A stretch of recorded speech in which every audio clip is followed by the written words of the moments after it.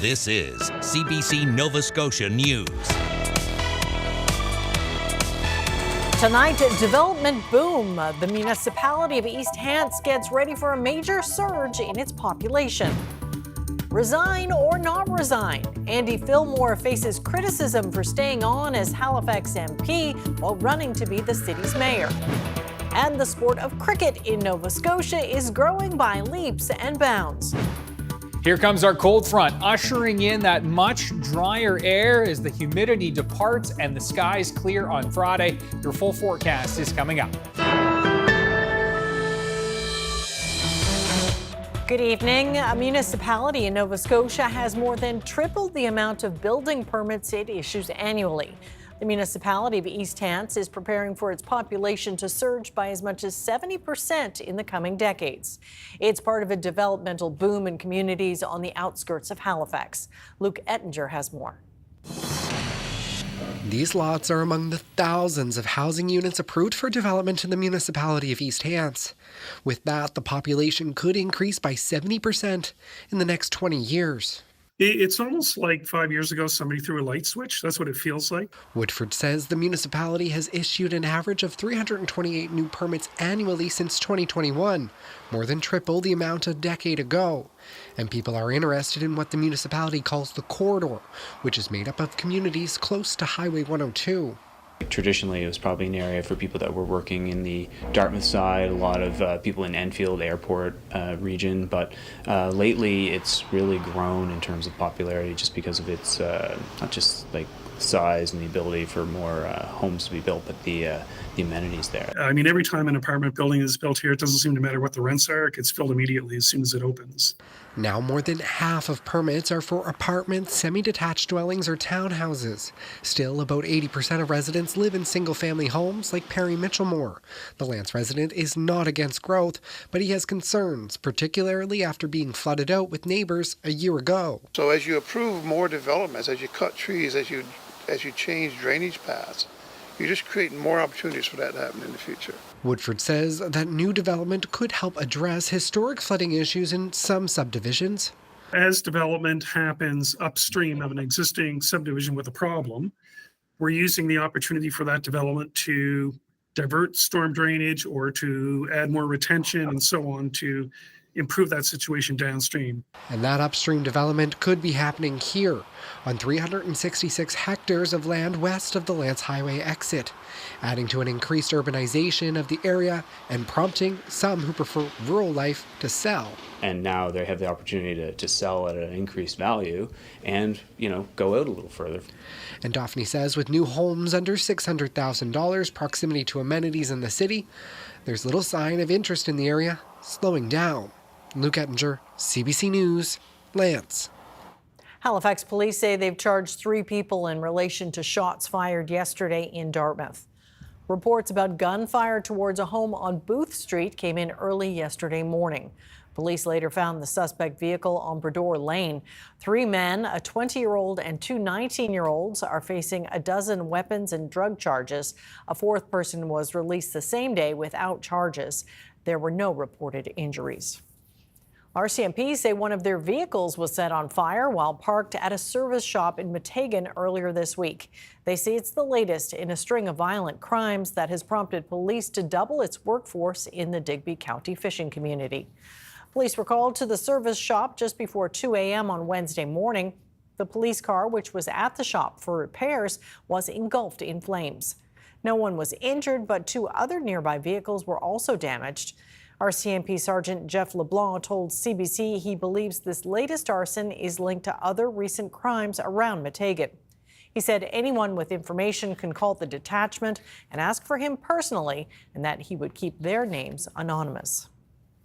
2 people in Ontario have died after being sickened with listeriosis, linked to a recall of some silk and great value plant-based milks. The Public Health Agency of Canada says that the deaths are part of 12 listeriosis cases, 12 in Ontario, 1 in each Quebec and Nova Scotia, that are under investigation. An internationally recognized expert on listeriosis says it's a very rare form of foodborne illness, but it has a high mortality rate. So for individuals that become infected with listeria, about 30% of them end up dying. The individuals that are susceptible to Listeria usually have some kind of underlying health condition that causes their immune system to be suppressed. But pregnant women, and especially their fetuses, are also susceptible to Listeria infection. I'll talk to Catherine Donnelly, an expert on Listeria and other foodborne pathogens, about the outbreak here in Canada linked to plant-based milk. That as a newsmaker just after 6:30.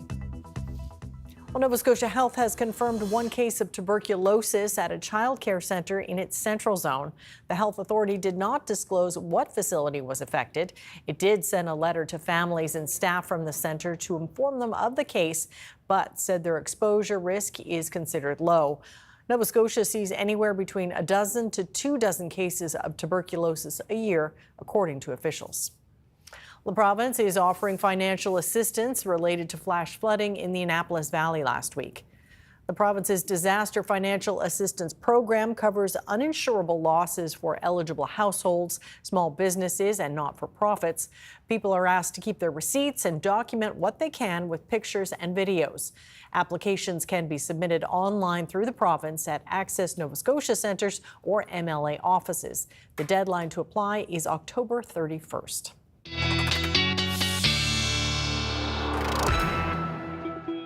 All right, Ryan, so the muggy meter remained high, but you've been promising a drop-off. Yeah, and it's going to be dropping throughout the overnight, and tomorrow morning is when we'll really start to feel that fresher air coming in. Thanks so much, Amy. As we look at the high temperatures today, another very hot one, especially here in through the north and east, where we were looking at a little bit of sunshine breaking in from time to time. But of course, all that heavy rain this morning, Colchester, Cumberland picked up 30, 40, 50 millimeters, even a 60 spot locally there. Now things are a bit quieter, but still muggy, and you can see those dew points still very humid and oppressive. And as we look at the radar, again, that earlier rain is now cleared well off. Still looking at some scattered showers, though, kind of scaling up the Atlantic coastline. Things are going to be unsettled tonight. The risk for showers and thunderstorms because the front has not crossed yet. And seeing on the radar here over the Gulf of Maine, more of that activity working its way in from southwest to northeast. So we'll continue to run that risk. As I said, high pressure off to our west with that much drier air. That is on the doorstep. That's going to be moving in. We've got temperatures for tomorrow. 24 to 28 degrees, looking pretty good. A little cooler in those onshore winds. Looking at you, Yarmouth, Digby counties with those onshore winds there, and right along that Fundy coastline with a bit of a west wind, and in fact straight up west. Looking at temperatures in Cape Breton, 24 to 26. This is where we'll have that morning risk of a shower hanging on. The cloud cover a bit stubborn early on, and then we're off to the races and lots of sunshine into the afternoon. Clear skies Saturday morning, a few clouds into the afternoon, but Saturday is looking like a lovely day. Watching for a few showers to edge in for Sunday, but far from a washout. Just a few isolated showers to keep an eye on. Your full weekend forecast in detail coming up in a few minutes, Amy. All right, sounds good. Thank you, Ryan. Thank you. Well, the province has canceled the door-to-door sales permit for a water treatment company doing business in Nova Scotia. It called the company, quote, unfit to hold a direct seller's permit. Shayna Luck has the story. Atlantic Environmental Systems lost its license after some of its customers complained, both to the province and to CBC. In a news release, the province said the company demonstrated its untrustworthiness to carry on the business of direct selling. Some customers complained about what they felt were aggressive, high-pressure tactics. That included in-home sales presentations that lasted for hours. Some customers told CBC the sales presentations convinced them to spend thousands of dollars on water treatment systems, but they later regretted that decision. After a hearing in May, Service Nova Scotia issued its decision this afternoon. It's effective immediately. The company has already lost its vendor license in PEI after a decision by that province's justice minister in April. I reached the company owner, Danny Goldman. He said he had no comment. Shayna Luck, CBC News, Halifax. The race for mayor of Halifax is underway with 3 high-profile candidates now announced. They include Halifax MP Andy Fillmore, who's hanging on to his federal seat at the same time. It's perfectly legal, but his competition and a political expert say this raises ethical questions. The CBC's Haley Ryan has more. When Andy Fillmore delivered his last words in the House of Commons last month, it sounded final and hinted at his next move. And so today, while I find myself reflecting on the past 9 years, my sights are firmly set on the future. Because the job is not finished at home. There's still work to do for Halifax, and I intend to see to it. Since that speech, Fillmore launched his campaign to be mayor of Halifax and can now collect and spend donations. But he hasn't resigned his federal seat. This is absolutely worthy of discussion and public debate. Since his campaign launch, Fillmore has represented the federal government at a funding announcement, gone to multiple community events around the municipality, and started door knocking. And so the optics here are that the federal taxpayers are subsidizing a campaign for the mayoralty of Halifax. And that will probably concern some voters. Election rules in Nova Scotia say MPs and MLAs cannot be nominees in municipal races, but technically no one is yet. The official nomination period starts in late August, and Fillmore says he'll resign by then. Some provinces, like Manitoba, take a harder line. Federal or provincial politicians have to resign their seats before registering at all. And the reason why some other jurisdictions have this restriction is because they're allergic to party politics at the municipal level. Councillors Wayne Mason and Pam Lovelace are also in the mayor's race. They say, as a sitting MP, Fillmore has far more resources than they do. They can't use City Hall spaces or their municipal phones or computers for campaigning. We see his staff at events, and are they there for the MP, or are they there for the candidate, or are they supporting the campaign? And then the third thing, of course, is that he is a Liberal. He's a member of a party, right? So he's got a big team. He's got a backpack on he can't take off. I think that's dipping your toe into two different pots, and I think ethically and morally that's wrong. I would resign if I would put my name on a provincial ballot or a federal ballot. I wouldn't continue to pretend that I could do the job of one order of government while also striving to do a job at another order of government. Fillmore declined an interview, but told CBC he's grateful to the volunteers who are guiding the start of his campaign. His eventual resignation will trigger a by-election. That must be held within 6 months, unless a federal election is called in that time frame. CBC asked the province whether it would explore stricter rules like Manitoba's. A spokesperson from the Department of Municipal Affairs and Housing says current legislation makes it clear that elected officials can continue their work until they become official municipal nominees. 6 other political newcomers are also in the race for mayor. Municipal Election Day in Nova Scotia is October 19th. Haley Ryan, CBC News, Halifax. A Herring research group is pushing back against federal modeling that is reduced the total allowable catch in the Bay of Fundy and off southwest Nova Scotia. This month, the Department of Fisheries and Oceans reduced the annual quota to 16,000 tons until 2027. But the scientific advisor with the Herring Science Council says the federal modeling is flawed and data supports maintaining a quota of 21,000 tons is possible. We're seeing great results in the science, and this is a great fishery, supports, a lot of rural communities, lobster industry. Like, there's going to be massive socioeconomic impacts because of this reduction. The Atlantic herring stock fell into a critical zone in 2018 and remains there, according to the DFO. To date, the quota has been cut by more than half. For the second time in a week, the province's largest union is calling out the government for staffing shortages in hospitals. The NSGEU says there's a critical shortage of respiratory therapists, and they blame it on low wages and poor working conditions. The union adds that the IWK's Life Flight service was suspended for more than 50 hours between January and March due to a lack of available technicians. Last week, the union voiced similar concerns about ultrasound technologists. This is all in the midst of contract negotiations for a large number of healthcare workers. The employer, Nova Scotia Health, as well as the IWK, but ultimately the province, they really have to come to the table to take this serious and provide compensation that is competitive with our neighbors in Prince Edward Island and New Brunswick. The Premier said that his priority is healthcare. This is healthcare. We need his attention. The Nova Scotia Council of Healthcare Unions is scheduled to enter conciliation with the health authorities next week.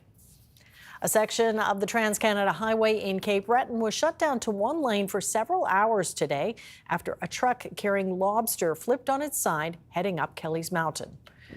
The truck was hauling hundreds of empty containers along with 415 90-pound boxes of live lobster. Police say there were no injuries resulting from the crash, and crews worked quickly to get the empty containers out of the truck and then began to transfer the live lobsters to another truck that arrived on scene. Those on scene said the majority of the lobsters survived to continue their journey to market. A Halifax Indigenous group is hoping to build a new community hub that would be Atlantic Canada's first dedicated lacrosse facility. The Mi'kmaq Native Friendship Society is teaming up with the Wolves Lacrosse Club on the project. They brought the idea to councillors at City Hall today. The society wants to build a new facility on a former school site in Lower Sackville, which is owned by the municipality. The facility would include Indigenous cultural spaces, offices, a daycare, and 2 dry floor surfaces for lacrosse. Nova Scotia Health also plans to open a chronic disease clinic in the building. Actually allows us to actually break down some barriers and gaps so that non-Indigenous folks can become very familiar with who we are, where we come from, and yet we get to offer additional supports as well for the broader community. So we'll all be under one roof and a really unique opportunity for us to support each other. And actually, lacrosse is an Indigenous game, so it fits really well with us as well. The new dry floor rinks could be used by lacrosse teams across the province and beyond. The Halifax Thunderbirds professional lacrosse team would also use the space for training. Right now, they practice outside of the province. It's exciting times, and like I said, I've been involved 50 years, and I've seen the ups and downs, and like most sports, they're probably the same way, but we're finally, the trajectory is going up, and it's just going to get bigger and bigger and bigger, and I think it's important that we have a space to call home. A request for a staff report on the new facility will go to Regional Council at a later date. 3 young cricket players from Nova Scotia are getting the chance to test themselves against some of the best in the country. 3 teenagers are taking part in national events in the men's and women's game being held in Ontario. And it's another sign of just how much the sport is growing in the province. Gareth Hampshire has that story. Tommy Upton wasn't sure there would be much cricket when he moved to Nova Scotia from England, but in the 2 years he's been in the province, he's been impressed. I've just seen it blow up, honestly. Now we have 4 divisions, 4 teams in each division, and it's just really got quite big. The 16-year-old plays for the Halifax Cannons team and has now been chosen to play in a national tournament that starts next week. Because Nova Scotia does not have a youth team, he's representing Quebec in the Under-17 Canada Cup. I hope I play well and do Quebec proud, yeah. Amav Singh Kalra, who is 15, will also be at the tournament in Mississauga. He arrived in Nova Scotia from India 8 months ago. So recently, Canada also participated in the ICC Men's T20 World Cup. We saw them playing. Yeah, so it's really huge. Everyone's playing cricket, even in Nova Scotia. Now that cricket is played at Don Bear Field in Dartmouth, as well as the Common, there's room for even more players. In the past year, the Nova Scotia Cricket Association says playing numbers have doubled from 250 to around 500. Rhys Telling, who's a former professional from South Africa and now runs a cricket academy, says it's reflective of the changing demographic in Nova Scotia. We're having people from India, Pakistan, South Africa, New Zealand, Australia, to say the least, who have come and made Canada home. And cricket is basically the only sport that they know. There's a lot more interest in the women's game as well. 17-year-old Shrestha Diatol is playing in the first ever national Under-19 girls tournament in Brampton. I'm a bit nervous because I get to meet a lot of girls and I feel like maybe they will know more than me.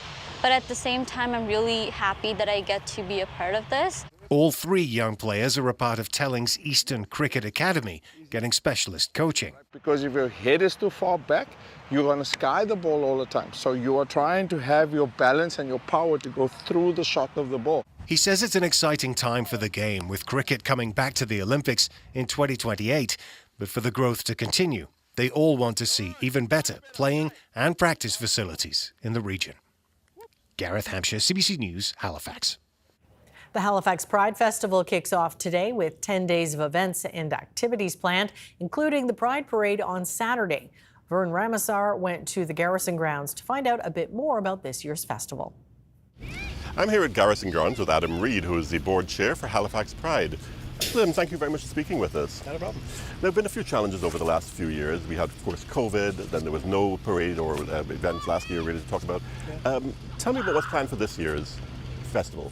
Yeah, for sure. So we're running from the 18th to the 28th of July, and it's really a return to form for Halifax Pride. You know, we've been looking forward to hosting another incredible 11-day event. So you're going to see the events that we've been hosting for many years, and that includes our parade on Saturday, the Melanation dance party on Friday night, the bump and grind, youth dances, active living events, our softball game. There's just so many things happening, and we can't wait to host it.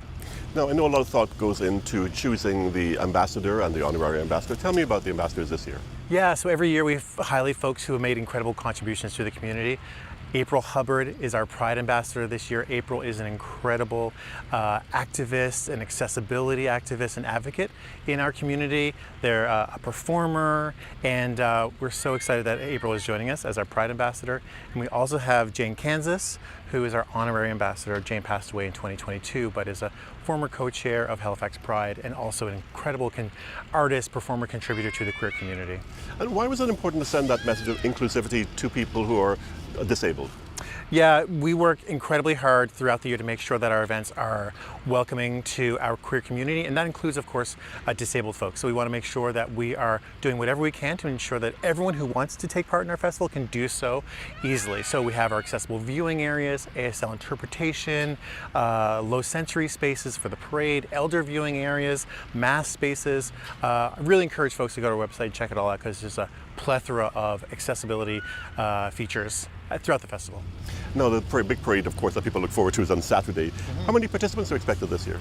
So we have about 125 entries in this year's parade. So another enormous, beautiful parade where we really want to celebrate community and the activism that, you know, we all hold so dear. It's not just about celebration, right? So this parade is a blend of coming together with thousands and thousands of spectators in the street and sharing all that our community holds near and dear. Well, Adam, I know you've been very busy getting things ready here at Garrison Grounds, so I want to thank you very much for speaking with us today. Oh, thanks for your time.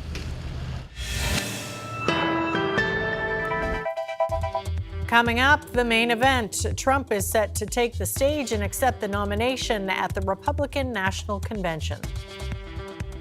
And making history, Lieutenant General Jenny Carignan becomes the first woman to lead Canada's military.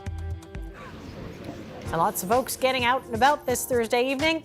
Ryan is up next with his weather forecast. We'll see you in a few minutes.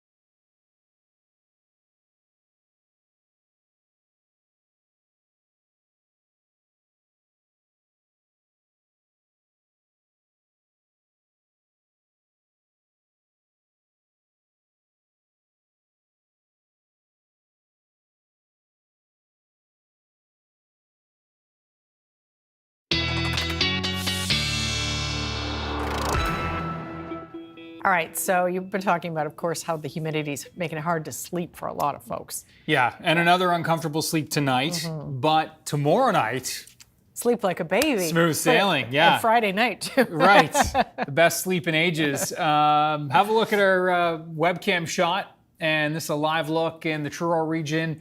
Of course, at the Fundy Discovery site, sun trying to break through there right now, and a pretty nice evening. It Yes, is definitely. mostly cloudy. There have been lots of showers kicking around, especially just north of this site, where the Colchester-Cumberland area really hit with some of those heavier rains this morning, where a rainfall warning was prompted, and yeah, it was really coming down. You can see we've got 26 degrees at the Caribou Point Station right now, 26, 27 across Cape Breton, just 11 at Western Head. And you can see the coastal temps along the Atlantic coastline, certainly variable depending on your proximity to the coastline. And you can see that, the dew point values as well are right now high teens, low 20s. This is definitely what we've been dealing with the last few days, as we know. We've been talking about it. It's just been so oppressive, so muggy, so thick, heavy, all of those descriptive words for this air mass that has been in place for days now. Some showers still kicking around along the Atlantic coastline, but the heaviest clusters right now are offshore. Those may clip up into Richmond County, Cape Breton County. Later on this evening, we'll be watching for that and backing things out. Watching here, more of this activity that was being picked up by the radar off the coast of Maine, but that is going to be working its way up the Atlantic coastline tonight. So the potential for some heavier downpours later this evening into the overnight, especially along the Atlantic coastline. That front will be sailing through from west to east. This area of high pressure will be kind of settling in, clearing the skies. And we'll be looking at a terrific couple of days as this drier air mass and these lower dew points do move in, and goodbye to the high teens, low 20s that we've been contending with. Look at the humidex values right now across the Great Lakes. Yeah, basically no feel on top of the temperature. It is what it is, which is great. 16, 17, 18 degrees for most of the province for tonight. That said, Cape Breton Island, again, hanging on to the mugginess longer. You folks will be riding the 20s through the overnight tonight. That chance for showers, risk of thunderstorms coming to an end for western areas through the overnight and eventually the east as well. Cape Breton, we will see a lingering chance of a shower tomorrow morning. Looks like the thunderstorm risk is gone by tomorrow morning for you folks as well. The clouds likely a little bit stubborn for the first part of the day, and then, into the sunshine tomorrow afternoon, becoming mainly sunny, and it is going to be a really, really nice end to the day for tomorrow. Water temperature, 20 degrees off Inverness and down into the Strait right now. You can see temperatures 22 to 25 along the Atlantic coastline. Westerly wind tomorrow, so places like Port Hood and Cheticamp will be a bit cooler. 25 and 26, though, Richmond County into the Sydney area. 26 in Antigonish and back into the Parsboro area. 26 Windsor and back into the Halifax area and Truro as well. Looking at just a terrific day. Nice day through the valley tomorrow. Bridgewater. That westerly flow favoring you folks there, likely near 26, 27, 28 degrees. Lovely day indeed. Now for Saturday, we're going to be seeing generally light winds, but a southwest flow. So it's going to be warm, no doubt, but the Atlantic coastline in those onshore breezes, it will be a bit cooler there. Warmer spots along the Northumberland shore. Now for Sunday, we're looking at temperatures. Looks like between 23 and 27 degrees. And shower chances, the greatest risk is going to be into the afternoon, kind of late day, evening, and in through the north and east. It's all about this front, which we're going to be watching here. Note it edging in. Looks like, again, the greatest risk in the northeast, not so much down towards the south and west, but we'll be watching that. And again, the muggy meter staying pretty pleasant to summer sweet through the weekend. Notably noticeable, creeping up a little bit Sunday, but overall, the oppressive mugginess gone, Amy, which is great. And you can see a pretty nice stretch shaping up for next week.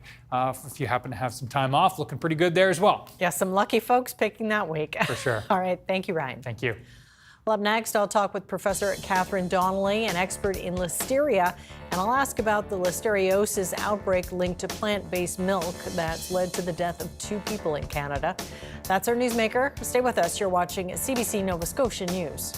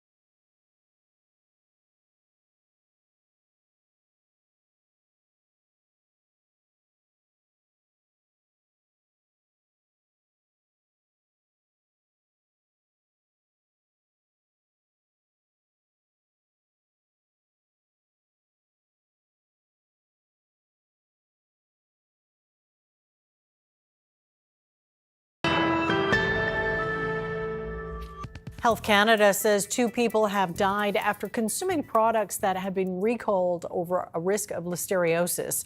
12 people have fallen ill after consuming various Silk and Great Value brand plant-based milk products. One of those to get sick is from Nova Scotia. 10 are in Ontario and 1 is in Quebec. We're joined now by Catherine Donnelly, an emeritus professor at the University of Vermont, who has studied Listeria for decades. So first of all, could you tell us a little bit about what Listeria actually is? Yes, so Listeria is a bacterium. It is an organism that is ubiquitous in nature. We find it everywhere in plant material and water and soil. And it causes the illness listeriosis. Listeriosis is a fairly rare form of foodborne illness, but it has a very high mortality rate. So for individuals that become infected with Listeria, about 30% of them end up dying. The individuals that are susceptible to Listeria usually have some kind of underlying health condition that causes their immune system to be suppressed. But pregnant women, and especially their fetuses, are also susceptible to Listeria infection. Well, how can it get into our food and our drinks?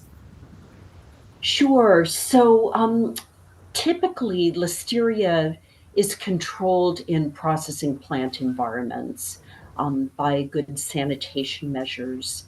However, Listeria can be a cause of post-process recontamination. And so when you're dealing with pasteurized products, if there is some form of contamination of the product after the pasteurization product, that's how it can enter these products. Well, what do we know about this particular recall? Is there something about plant-based milks that make it maybe more of a risk for this type of bacteria? Yeah, there was a study published last year in Ireland that showed that Listeria can grow faster in plant-based products compared to bovine milks, for instance. The study was done at a couple of temperatures. They would be considered abuse temperatures. And it's important, I think, for consumers to understand that Listeria can grow under refrigeration conditions. It grows much more slowly if there are good refrigeration conditions, so 40 degrees Fahrenheit, 4 degrees centigrade. If there is some elevation of temperature, the organism will grow faster. Well, what are the symptoms of listeriosis? Yeah, so it's one of those infections that leads to fairly significant symptoms. So headaches, nausea, vomiting, diarrhea. Sometimes, many times, symptoms are so severe that individuals will go and seek medical attention. And when they do, they are able to be treated in many instances. But I understand some people don't necessarily feel these symptoms right away. Yeah, that's a really good point. There can be mild symptoms that go unrecognized. There's also a very long incubation period, up to 30 days prior to the onset of symptoms. And so it's really difficult to remember a food product that you might have consumed 30 days ago that led to your infection. Well, of course, here in Canada, there have been 2 deaths and quite a number of other people made quite sick. Wondering if there's anything we can do to safeguard ourselves. Yeah, so consumers should definitely pay attention to recall notices. Look in the refrigerators if they think they might have consumed some of these products. Certainly don't consume them any longer. You know, most of the time products that are pasteurized are very, very safe. It's kind of, outbreaks are usually the rare events. And I know the Canadian Food Inspection Agency is actively investing in this outbreak and trying to get things under control to safeguard consumers. All right. Well, Professor Donnelly, thank you very much for your time today. We appreciate it. My pleasure, Amy. Thank you. Coming up, profiting from a cutting-edge design. A U.S. company is called out for ripping off a traditional Inuit tool.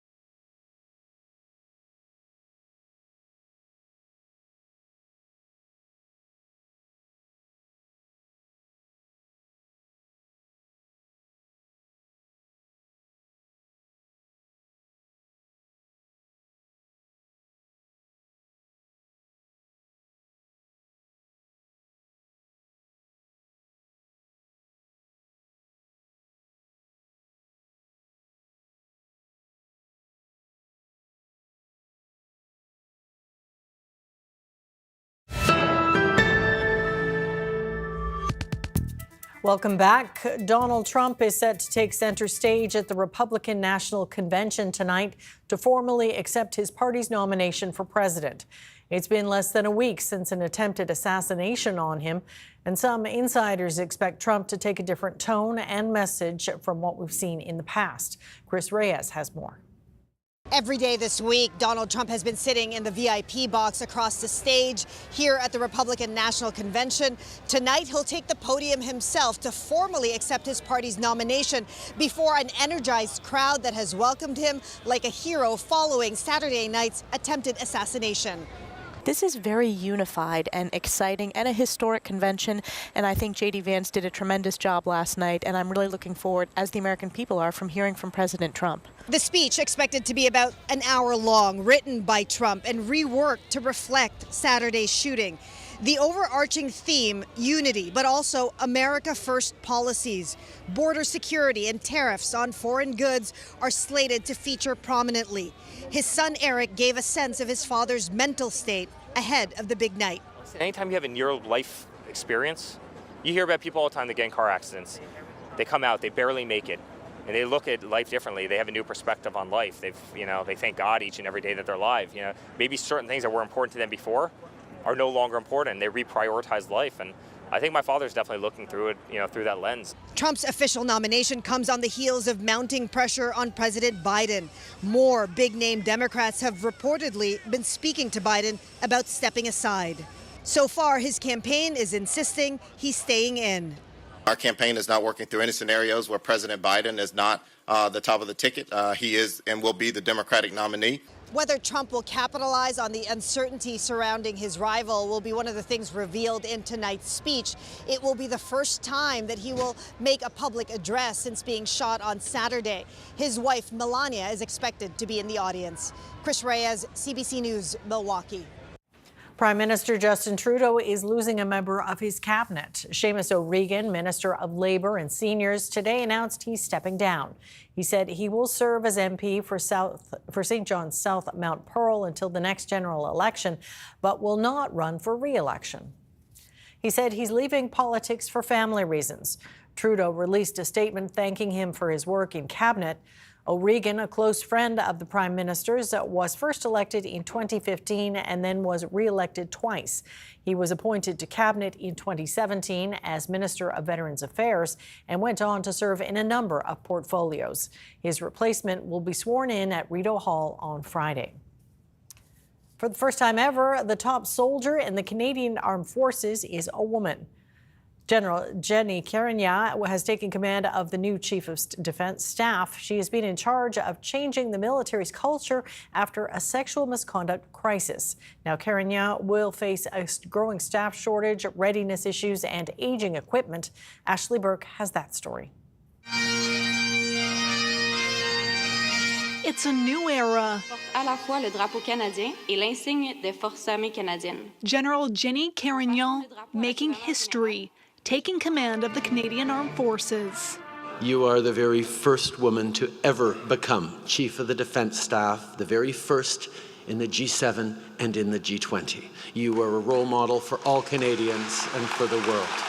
After more than 3 decades in uniform, our new Chief of the Defense Staff, she's taking on the top job during a tumultuous time. Today, I can say that I feel ready, poised, and supported. Canada's outgoing top soldier delivering a serious warning. Our military history is one of unpreparedness at the outset of war. 1914, 1939, 1950, 2001 are all stark examples. Let's not let that happen again. Urgency is required. Urgency at a time when experts say the military is not prepared. The military is in a state of crisis today. Only 58% of the forces is ready to respond. Almost half the military's equipment isn't serviceable, and there's a massive shortfall in staff. The crisis in military personnel, there are close to 6,000 positions to fill.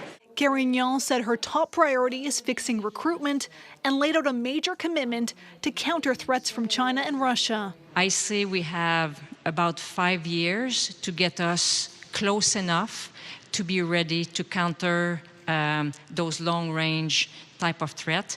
It is momentous. For Canada's first female infantry officer, Carignan taking command broke part of the glass ceiling. This is going to be a great symbol for young women that their hopes and dreams can happen. That's not lost on Carignan. I'm going to get a little bit emotional here. I've done this because I love it. It's a job, she says, that comes with enormous responsibility. I get now to lead these fantastic people in very difficult times. It's not going to be easy, folks. I'm telling you, there's nothing that is going to be easy going forward. And the stakes going forward are high. Ashley Burke, CBC News, Ottawa. The future of the Canadian Force's celebrated snowbirds is up in the air. The planes used by the Air Force aerobatics team have reached the end of their useful life, and there are safety concerns. And as Murray Brewster tells us, the jets are just one item on a growing list of things the military needs to replace. They have been part of summer in this country for more than half a century. Canada's Snowbird Squadron, flying 1960s-built training jets. A symbol of Canadian pride that's showing its age. CBC News has now learned the aircraft may be retired.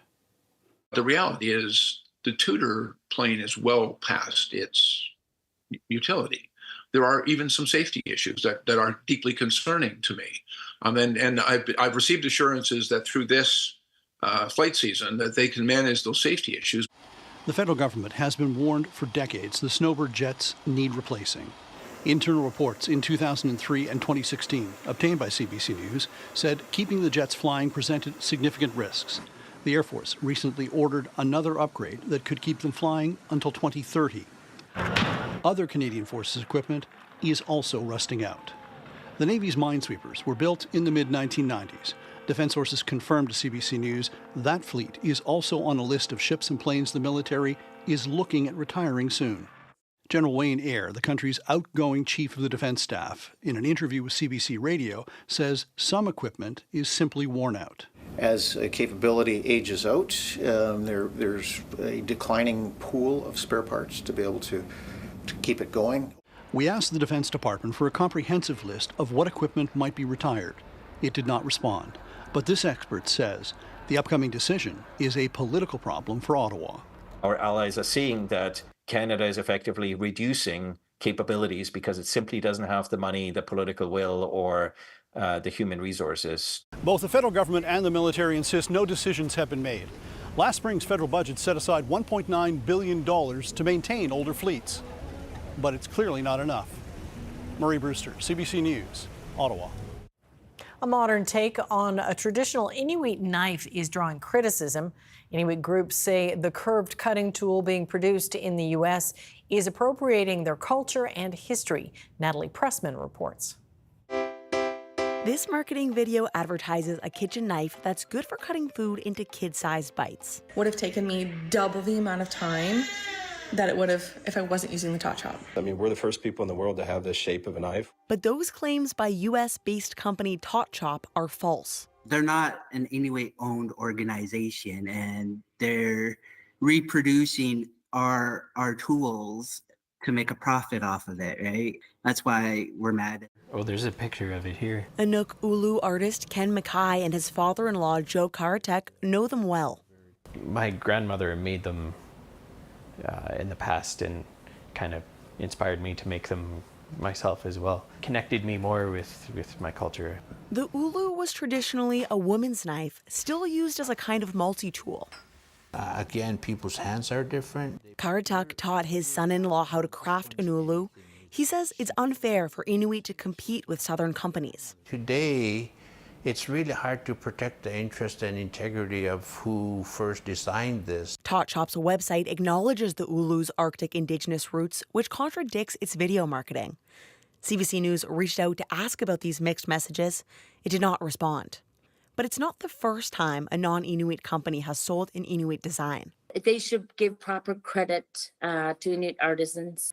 The president of an organization representing Inuit women says Southern companies using Inuit designs should do more to support the cultures they're taking from. They should consult with organizations before even developing anything. Consumers should be asking themselves, like, is this authentic? And if it's not authentic, what are the ethics of me purchasing this? Mackay hopes they do. And he's not the only one. The petition calling on Tot Chop to stop selling its knives now has over 200 signatures. Natalie Pressman, CBC News, Yellowknife.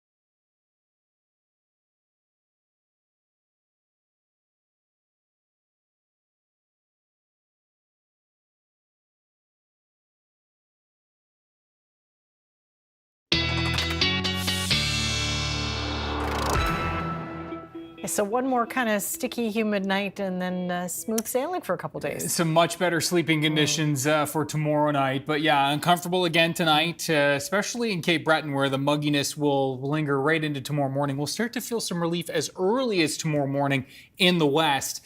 But yeah, it's kind of some west-east reprieve. Have a look at our viewer picture of the day. And this one, a beautiful shot, as always, from Cal Kilcollins and a frequent contributor to the Ryan's Picks folder. Cal, we appreciate it. And you can see this beautiful shot here from an iconic spot. You know, if you're driving into the valley, that scene there as you enter into to that neck of the woods, it's just such a beautiful one. Thanks to Cal for sharing Ryan's Picks at cbc.ca. Terrific across the board tomorrow. Did keep a very early morning shower chance in for the Eastern Shore, Guysborough County into Cape Breton, 24, 25, 26 degrees there with the skies clearing. Will clear earlier, but the clouds a little dominant early on for western areas of the province. But yeah, west-east clear out through tomorrow morning and looking great. Saturday looks fantastic. I love that.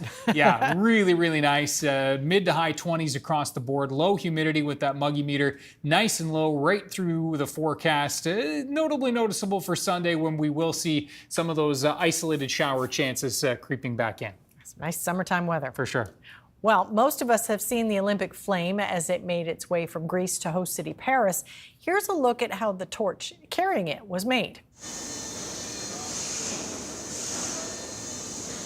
About 6 tons of steel had to be melted to make 2,000 torches. The 9-month process involved laser cutting and welding the material before being assembled in the Normandy factory for delivery. The 90-centimeter torch weighs 1.5 kilos. It's designed to be water and windproof. That means the flame is protected from wind gusts up to 60 kilometers per hour. About 1,500 torches are for the Olympic relay. The remaining 500 are meant for the Paralympics relay. Very neat. Yeah. All right, well, that's it for us tonight. Thanks so much for watching. We'll see you next time. Good night.